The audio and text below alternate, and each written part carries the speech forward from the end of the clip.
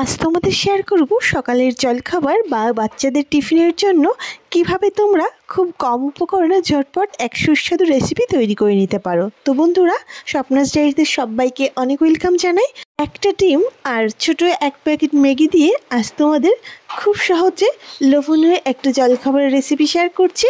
তো বন্ধুরা, আশা করি তোমাদের খুব ভালো লাগবে। প্রথমেই বসিয়ে দিয়েছি কিছুটা জল। জলটা বেশ ভালো গরম হয়ে গেলে ছোট এক প্যাকেট ম্যাগি আমি দিয়ে দিলাম।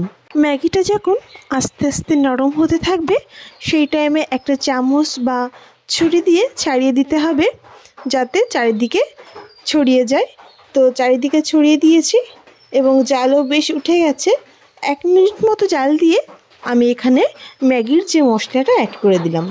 এইবার পুরো জলটা শুকিয়ে নেব।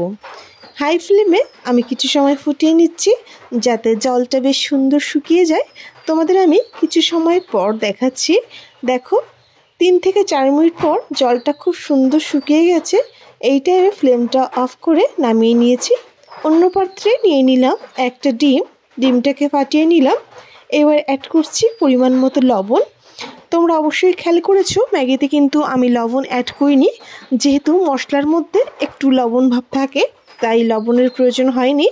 আর ডিমে 1 চিমটি লবণ দিয়ে দিয়েছি, দিয়ে দিলাম একটা পেঁয়াজ কুচি আর সামান্য হলুদ দিয়েছি আর পরিমাণ মতো ঝাল। যে যেমন ঝাল পছন্দ করছো সেই হিসাবে ঝালটা দেবে। আর ভালো করে মিশিয়ে নিলাম। এখানে আমি 3টে কাঁচা লঙ্কাকে কুচি করে দিয়েছি।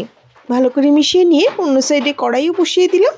কড়াইটা সুন্দর গরম হয়ে গেলে দিয়ে দিলাম সামান্য সরষের তেল। তেলটাকে চারিদিকে ছড়িয়ে দিয়ে ফ্যাটানো ডিমটা দিয়ে দিলাম। এখানে তোমরা চাইলে রিফাইন অয়েলও ইউজ করতে পারো, তবে সর্ষের তেলই আমি দিয়েছি যেহেতু খুবই সামান্য দিয়েছি তেলের পরিমাণটা। ডিমটা দেওয়ার সঙ্গে সঙ্গে চারিদিকে ছড়িয়ে দিতে হবে। 3-4 সেকেন্ড পরেই দেখবে ডিমটা কিন্তু সুন্দর ভাজা হয়ে আসছে। সেই অবস্থায় উপরে ম্যাগিটা দিয়ে দিয়েছি। এক পাশ করে ম্যাগিটাকে আমি সুন্দরভাবে ছড়িয়ে দিলাম। এখন কিন্তু ফ্লেমটাকে একদম লোতে রাখবে, তা নাহলে ডিমটা বেশি ভাজা হয়ে যাবে। এবার ডিমের অন্য পার্টটা তুলে ম্যাগির উপরে দিয়ে দিলাম। যেহেতু এখানে আমি একটা ডিম দিয়েছি তাই ডিমের অমলেটটা কিন্তু বেশ পাতলা ছিল, তবে তোমরা চাইলে 2টো ডিম দিয়েও কিন্তু রেসিপিটি করতে পারো।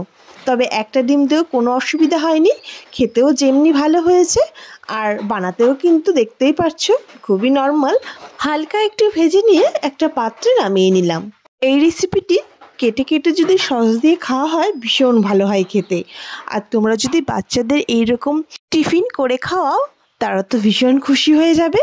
তো বন্ধুরা, আশা করছি তোমাদের খুব ভালো লেগেছে ভিডিওটি। আর প্লিজ বন্ধুরা, একবার হলেও ট্রাই করে দেখো। আর ভালো লাগলে আমাকে কমেন্ট করে জানিও যে তোমাদের কেমন লেগেছে। আজ ভিডিওটি এখানেই শেষ করছি। তো বন্ধুরা, ভালো লাগলে আমার চ্যানেলটি সাবস্ক্রাইব করে আমার পাশে থেকো আর তোমাদের বন্ধুদেরকেও শেয়ার করে দিও।